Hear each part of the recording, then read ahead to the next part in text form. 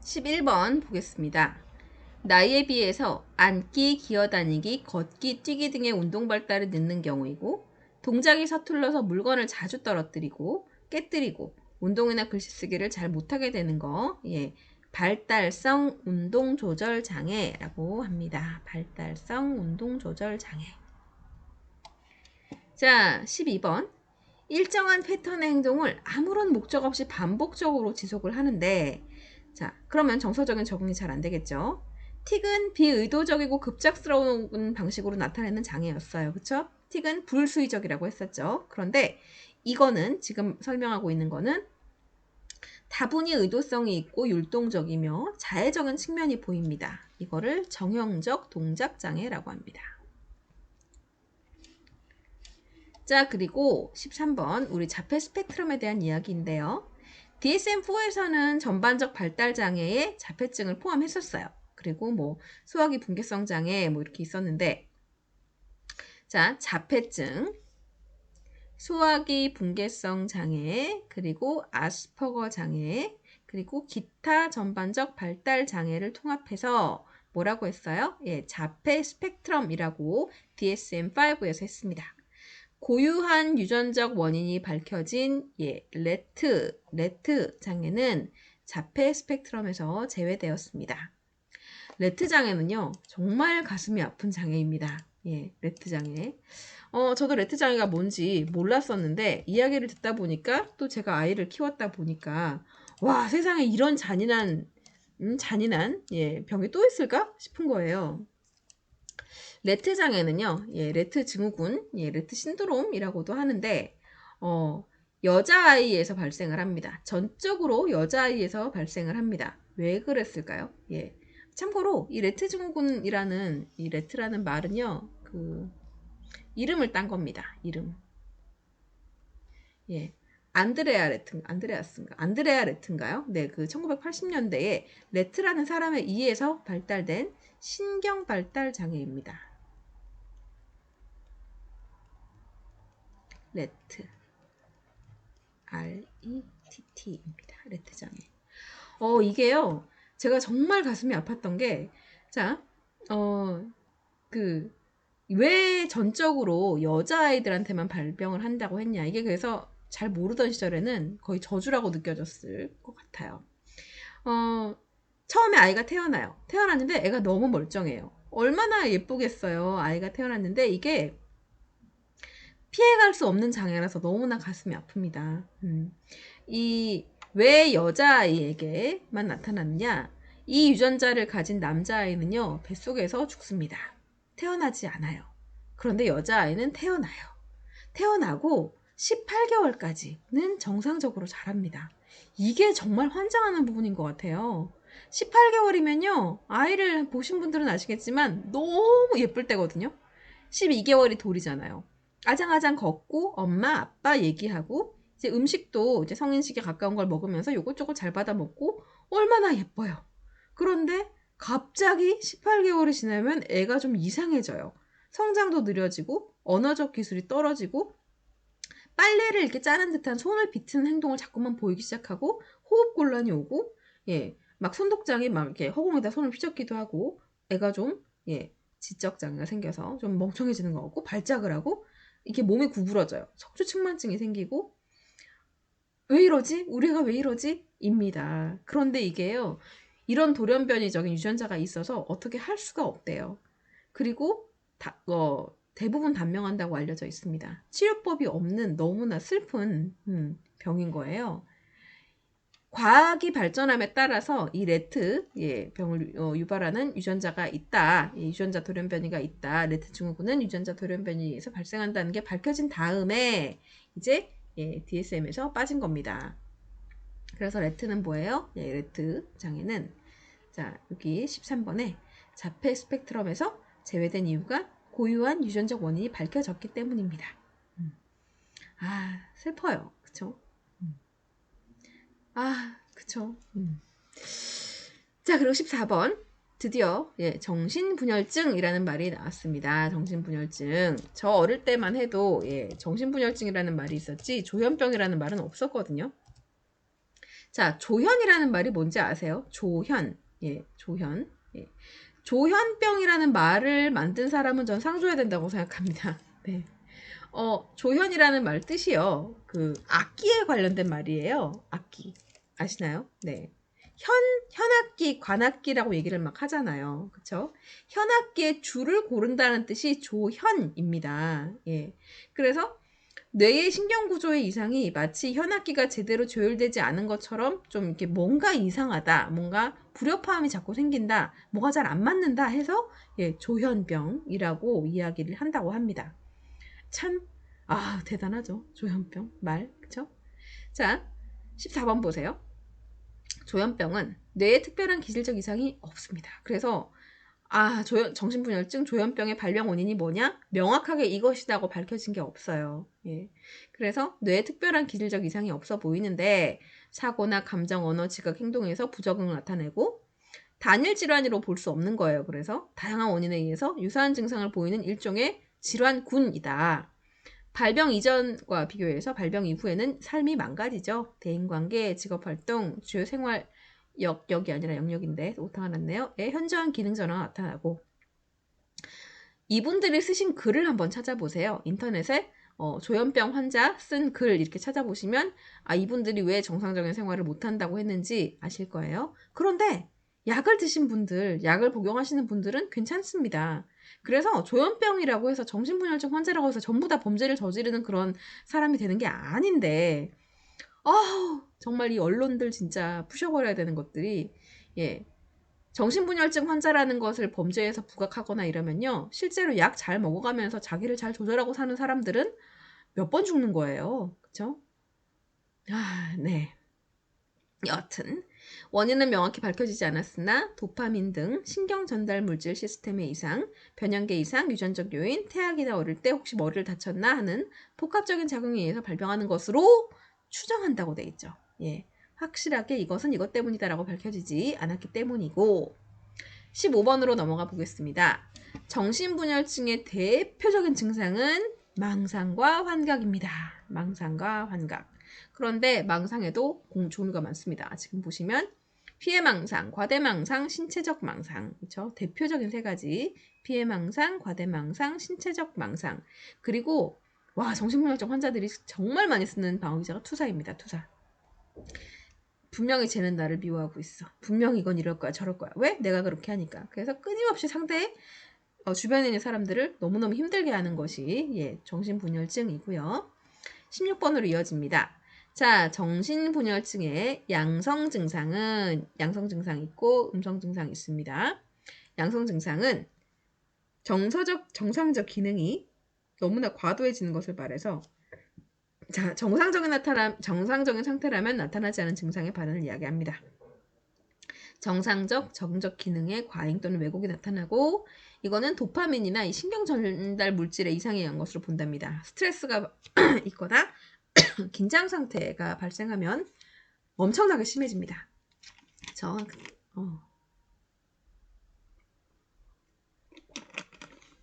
약물 치료에 의해서 호전이 되고 자 그리고 인지적 손상이 적고 망상, 환각, 와해된 언어나 행동 등이 이 양성 증상에 해당을 하고요. 음성 증상이라는 게 뭐냐? 정상적 기능이 나타나지 않는 것을 말합니다.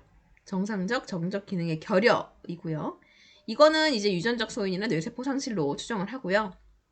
이거는 뭐 긴장 상태가 왔던 스트레스를 받던 별 연관성이 없이 굉장히 서서히 진행이 되고 무엇보다 약물 치료가 안 됐습니다. 약물이 효과가 없어요. 인지적 손상이 크고 무언어증, 무의욕증, 무감증, 무감동, 무쾌감, 비사교, 주의력 결핍 하여튼 다룰 수 없는 상태로 가버리는 사람들인 거죠. 이 경우 비전형 항정신병 약물의 치료적 효과가 나타난다. 이게 무슨 뜻일까요? 예. 거의 그냥 어떤 분한테 이걸 여쭤봤더니 식물인간으로 만들어버린다는 뜻이라고 정말 사람을 기절시키는 게 아니라 그냥 네 그렇다고 합니다. 그래서 정신분열증도 이렇게 두 가지 큰 갈래가 있는데 그나마 약물 치료가 들으면 다행이라고 이야기를 하시는 걸 들었어요. 그렇습니다. 이 영역은 알아가면 알아갈수록 난 안 그래서 다행이야 뭐 이런 유치한 수준은 아니지만 그렇지 않게 건강하게 그나마 어떤 약물 치료가 되는 영역 안에서 살아도 그 영역 안에서 아픈 것이 다행스러운 그런 느낌이 좀 드는 게 있어요.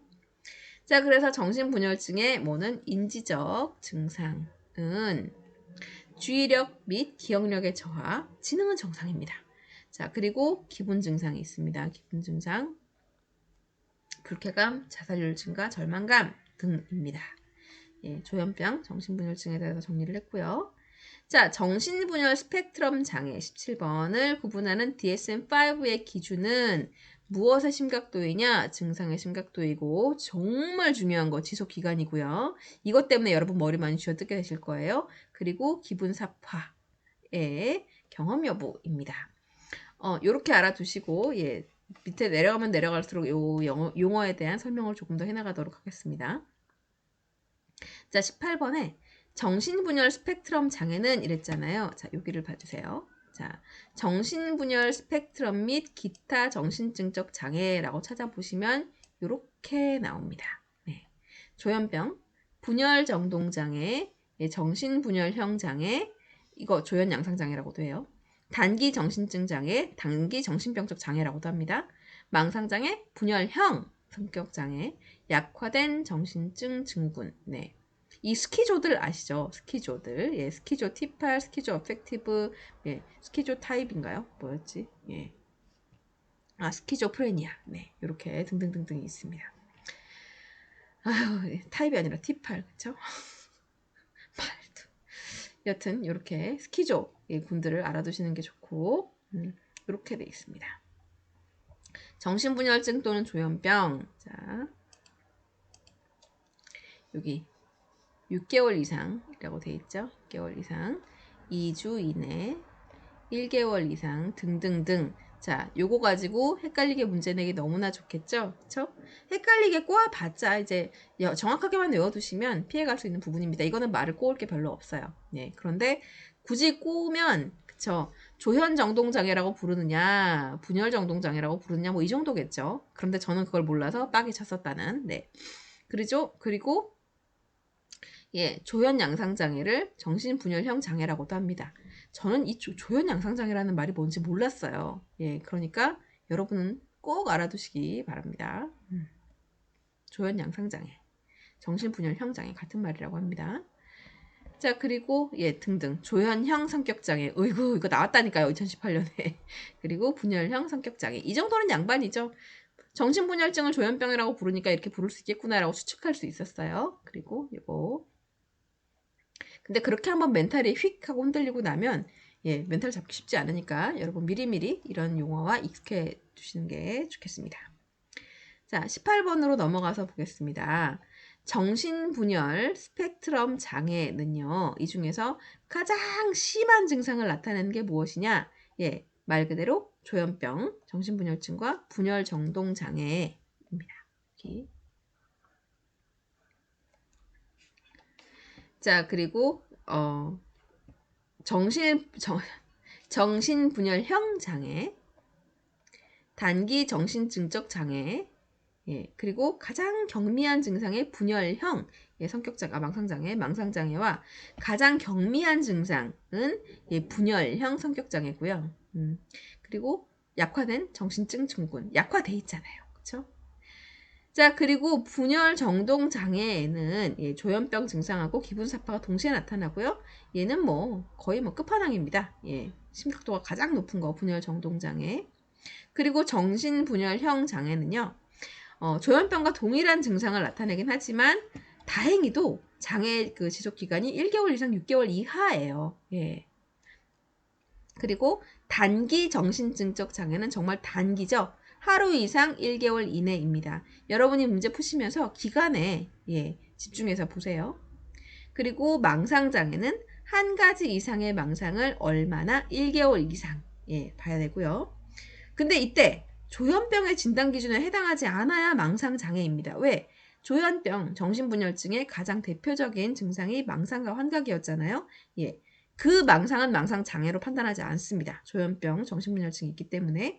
그래서 망상장애를 할 때는 조현병의 진단 기준에 해당하지 않아야만 네, 증상을 내릴 수가 있다고 합니다. 이 18번, 요 답지에 해설지에 나와 있는 표는 머릿속에 집어 넣으셔야 됩니다. 네. 저는 집어 넣었는데, 꺼낼 길이 잘 없다 보니, 보면 생각나고, 안 보면 까먹고, 그런 상태이지만, 정확하게 이해를 해두실 필요가 분명히 있는 부분입니다. 여기를 한번 봐주세요. 여기가 경증이에요. 가벼운 데서, 심한 곳으로 갑니다. 심한 곳으로. 조현형 성격장애잖아요. 성격장애. 성격장애는 그나마 말답니다. 약화됐다고 하잖아요. 약화된 정신증 증후군 그나마 괜찮습니다. 그런데 아예 조현병으로 갔거나 조현정동장애로 갔으면 중증입니다. 이 느낌 오시죠? 그리고 조현양상장애 얘도 만만치 않습니다. 이 표를 머릿속에 잘 넣어두시기 바랍니다. 조현병 스펙트럼 장애의 심각도를 나타내는 거였습니다.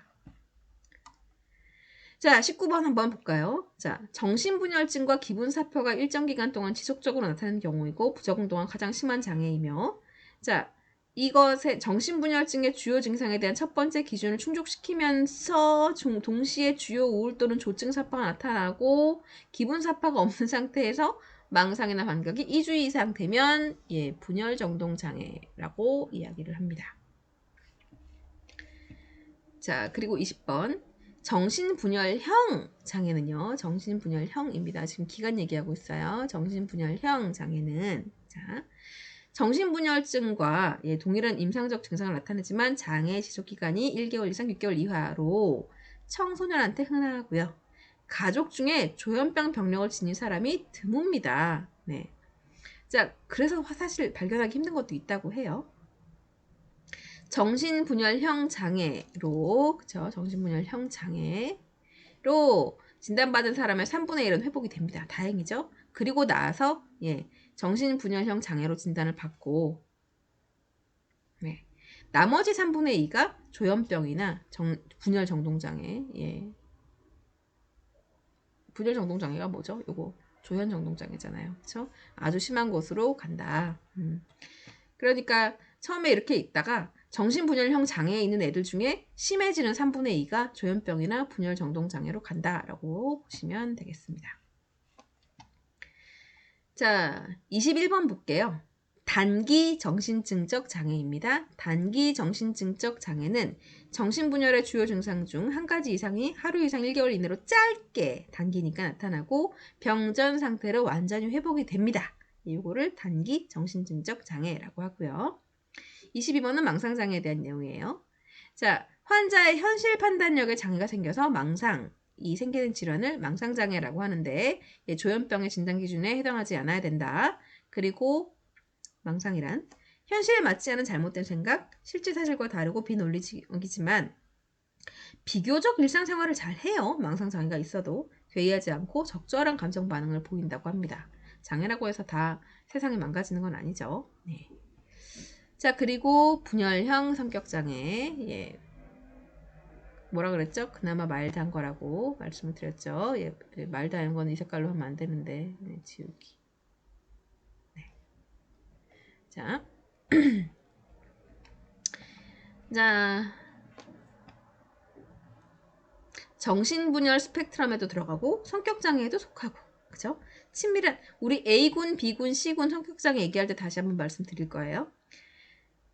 말 나온 김에 A군, B군, C군 성격장애 빈 종이에 한번 적어보시면 좋겠네요.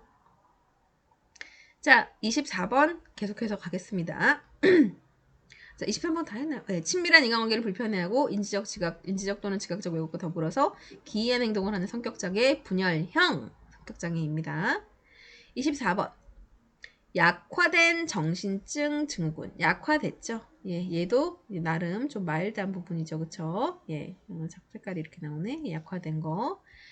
자, 조현병의 주된 증상인 망상, 환각, 혼란스러운 언어 중 한 개 이상이 약하게 나타나야 되고 현실 검증력도 괜찮은데 임상적 주의를 지우려야 할 만큼의 증상의 심각도나 빈도가 충분하다. 먼 말장난이래요. 하지만 분명히 이럴 수 있겠죠. 그쵸? 애매한 상태겠죠. 네. 자, 그리고 25번. 25번. 우울증, 조울증, 양극성 장애 판단 받고 오시는 분들도 정말 많습니다. 누가 판단했냐? 자기가. 네. 그만큼 TV에서 쉽게 말하는 것들인 것 같은데, 네. 말 그대로 우울증과 조증 증상이 번갈아 나타나는 경우를 조울증이라고 하긴 합니다. 그런데 감정 기복이 심하다고 해서 전부 다 조울증이라고 하진 않아요. 예.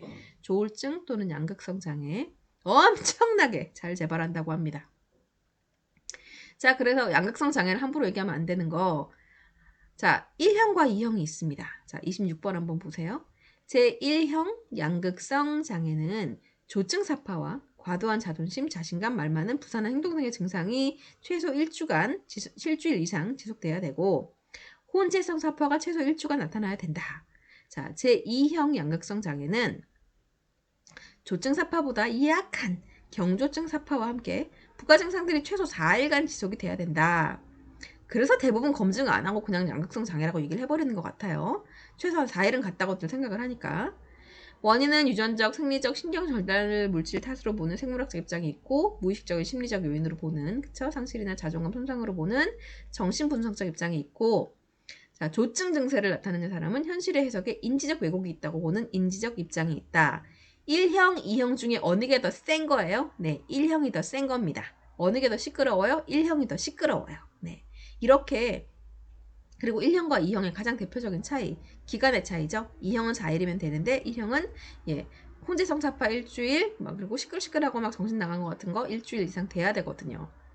이거를 꾸준히 관찰을 해서 양극성 장애라고 판단을 해주시는 분이 얼마나 되겠어요. 그래서 굉장히 함부로 판단을 내리는 그 뭐랄까요? 모습들이 많이 보인다고 합니다. 그래서 내담자가 왔을 때 자기가 이거다라고 하면은 우리는 100% 믿어줘서는 안 된다가 오늘의 결론입니다. 자, 27번부터는 다음 영상에서 또 이어나가도록 하겠습니다. 고생 많으셨습니다.